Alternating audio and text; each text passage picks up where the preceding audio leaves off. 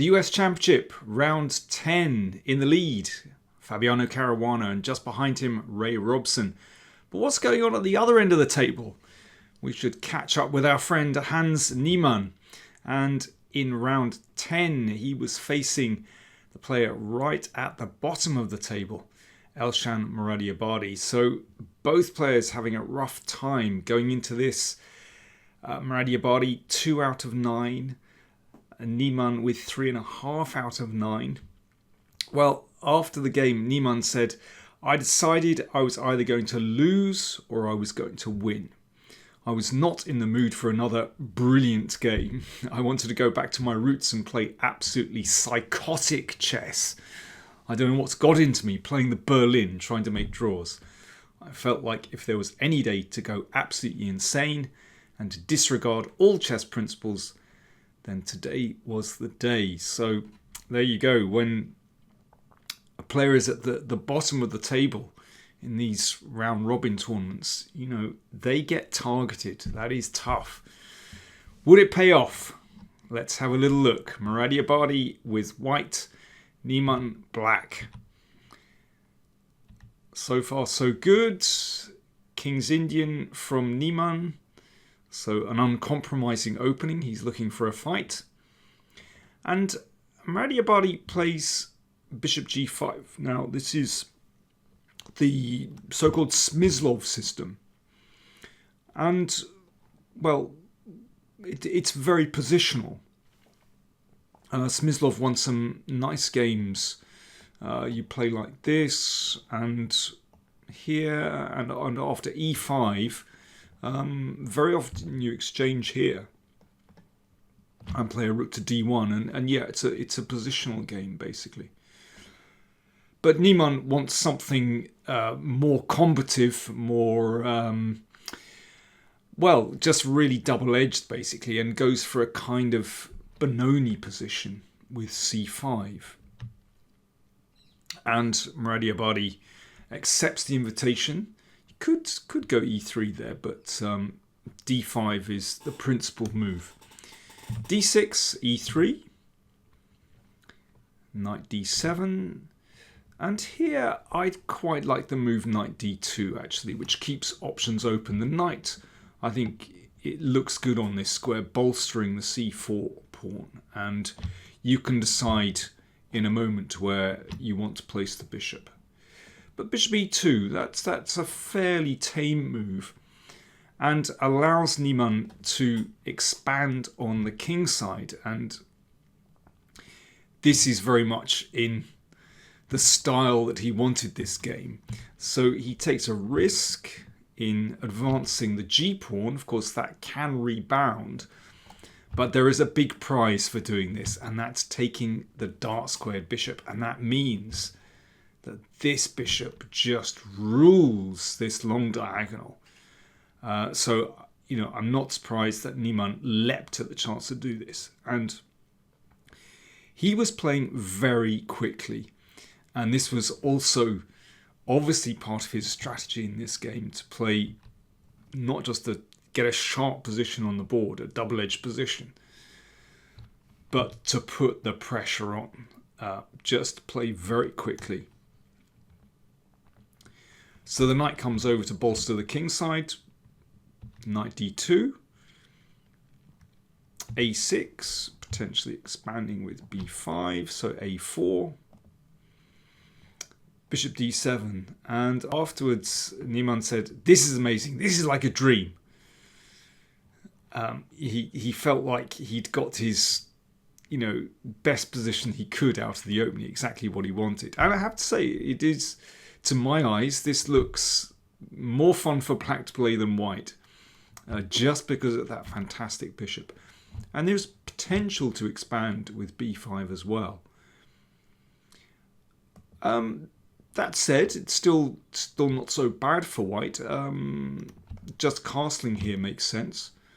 a5 played.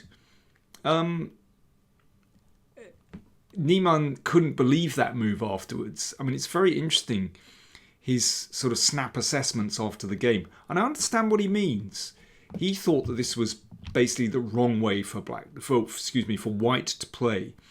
in that black is able to break open the b file very easily. And of course, with the bishop trained on b2, then this is very inviting. And I understand what he means by that. It's still not that bad for white. But yeah, castling instead of a4 is perhaps a more practical move. Castles now, and that bishop is swiped from the board, and knight g4. So Niemann felt that he had a wonderful initiative here, not just on the king side, where he's looking to expand with f5, but also he has the potential to break open the b file as well. And yeah, this is a pleasant initiative.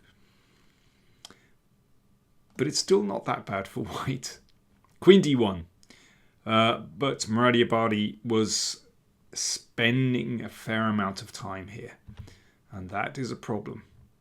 f5, the expansion starts. So, I mean, it could be that the queen comes over here and then the h-pawn advances. Might be that the knight goes back and the f-pawn advances.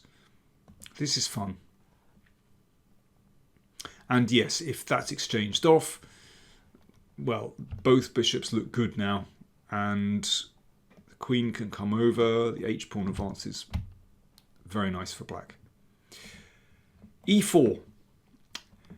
Well, this attempts to fight back on the light squares, so that's trying to undermine the support for the knight here. Knight e5. Yep, nice square.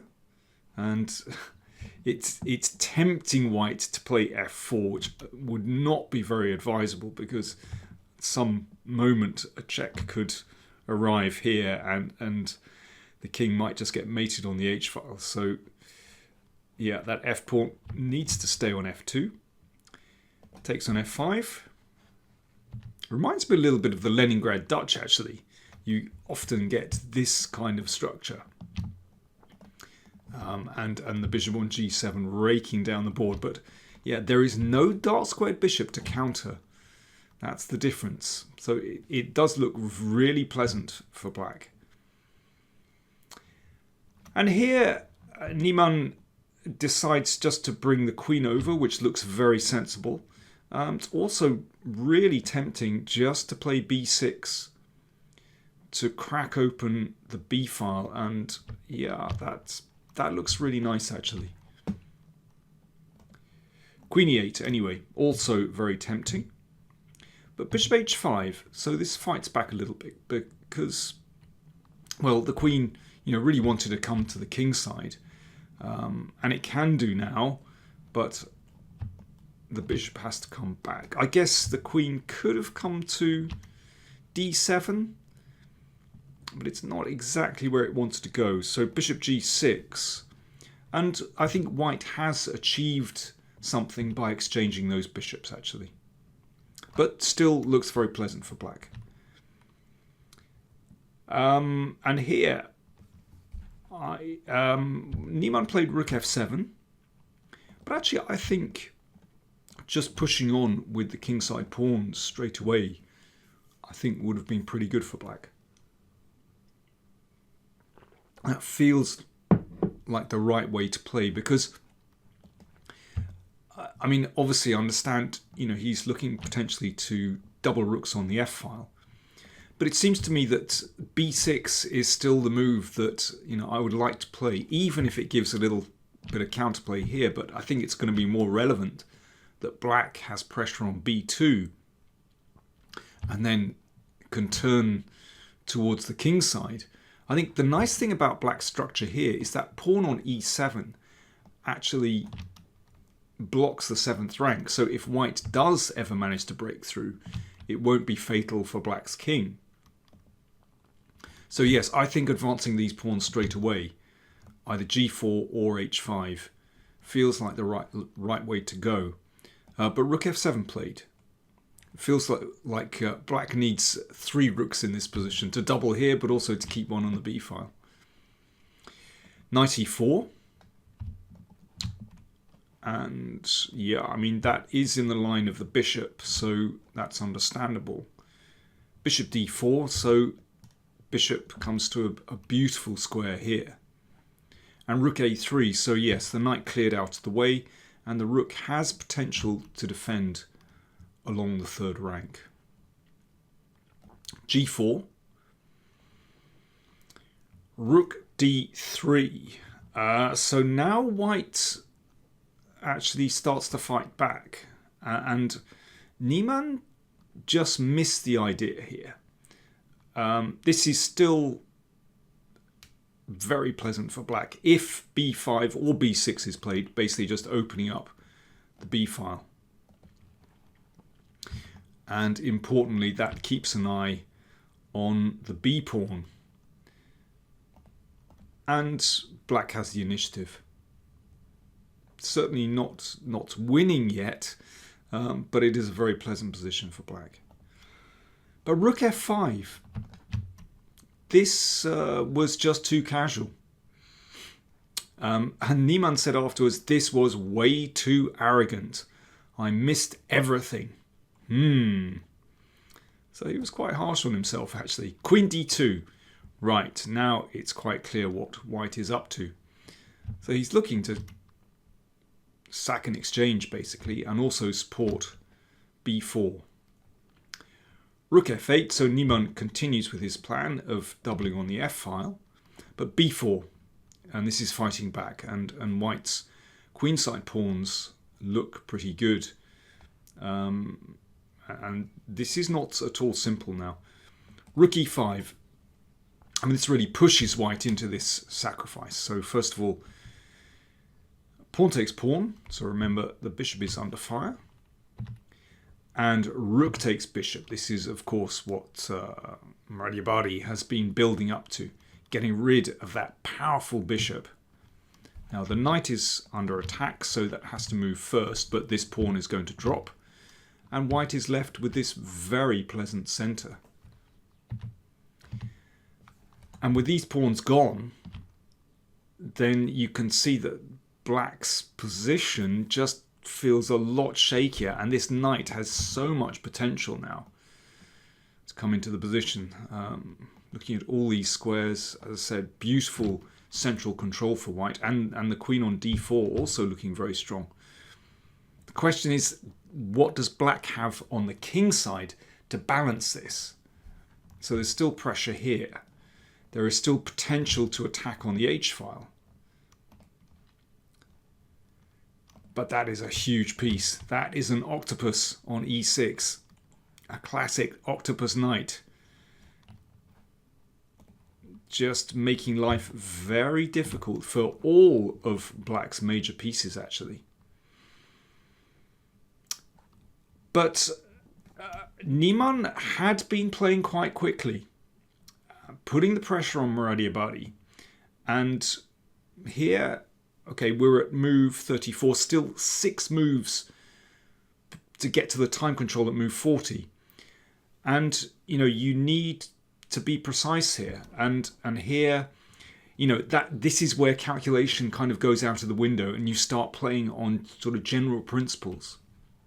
Moradiabadi put the knight back on f4 to block out those rooks. Now that's very understandable. In fact, queen b6 is a strong move already, with the idea of, well, not just taking here, but actually that check is a very potent threat, because then e7 drops, and that is very unpleasant for the king. Once white gets through to the king, that's nasty.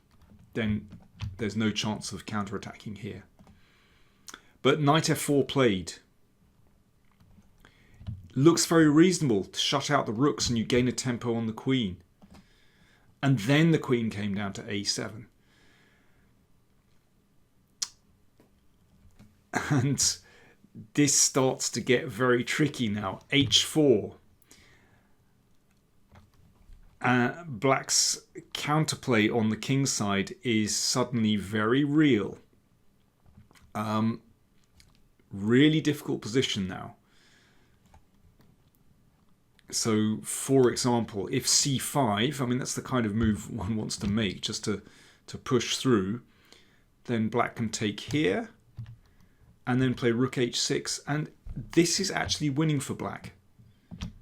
For example, let's see, if queen takes pawn, you give a check, rook takes knight, and the queen comes down, and this is absolutely deadly. This rook is dropping.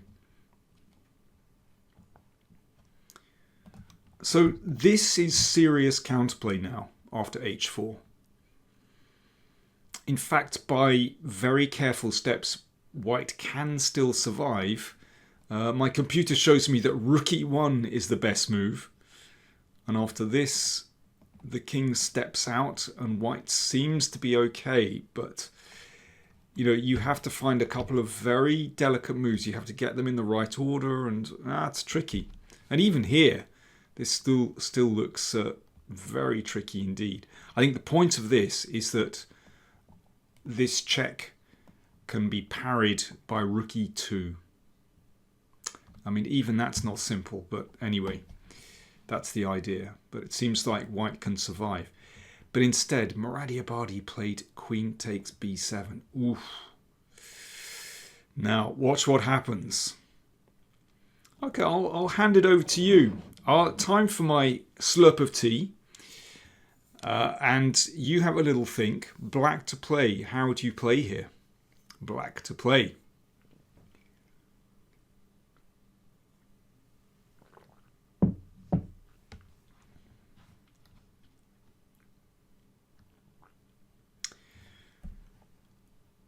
Well, this suddenly is really treacherous. The game went pawn takes pawn, pawn takes pawn, and now e5.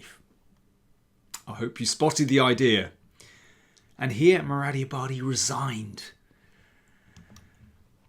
Well, let's look at the en passant rule. It's a good opportunity. Here, if pawn takes pawn, then you can play queen takes queen. That's unfortunate. So what about taking first? Well, the en passant rule states that you can only capture en passant on the turn immediately after that pawn moves 2 squares. So here it's too late for white to do that, and the pin is fatal. If the knight moves, then rook takes rook, so black will win the knight, and that is game over because black will be a rook up. So after e5, there is absolutely no defense for white just because of this pin. So for example, if queen c8 check, rook comes back, attacks the queen, queen e6 check, queen f7. The pin is still fatal. No way out of pawn takes knight. Incidentally, coming back to this position, if you wanted to play e5 straight away, then this didn't work. This doesn't work because after queen takes queen check, the knight drops back and defends the pawn on g3, and actually suddenly the game has turned again. White is winning. So how did white get into this? Let's go back. So this position h4, as said, already very difficult. Rook e1 is the best move. After queen takes b7, after pawn takes pawn, in fact, white doesn't need to capture here. It is possible to throw in a check first to avoid e5. But after rook h6, this is still extremely dangerous, and white is really on the edge there. Black's attack looks very strong. So it was already a mistake just to take on b7. So let's just look at that again. Pawn takes pawn, e5. That was the final move of the game. Here, Moradiabadi with white resigned. Very interesting indeed. Easy to overlook that. Well, you know, as Niemann said afterwards, it's an interesting concept because you'd never think that pawn is going to move. It's probably the only way I could have won this. Well, not the only way, but yeah, it was looking bad for a few moments there.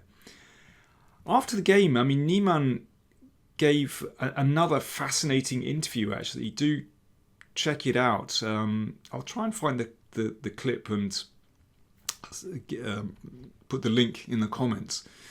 I mean, he was very candid, as ever. And he described himself as an arrogant idiot. He said, but I guess when you're an arrogant idiot, you get rewarded sometimes. For all those people that think I'm not humble, I'm a complete idiot. I have a lot to learn in chess, and I have too many things to work on. I think a comeback is brewing. I think it's always good when someone as arrogant as me gets humbled. Well, there you go. As he said, he's been doing a lot of self-reflection, and it must be very tough for him in all kinds of ways. I know, of course, this whole cheating drama has divided opinion, but I tell you what, he makes for compelling viewing, just both on the board and off it. Back at the top of the table, in fact, Caruana and Robson both drew their round 10 games. So going into round 11, leading scores, Caruana 7, Robson 6.5. Caruana has white against Xiong, and Robson has white against Liang. So that's going to be very interesting. I shall keep you up to date with events in the US Championship over the next few days. Thanks for watching.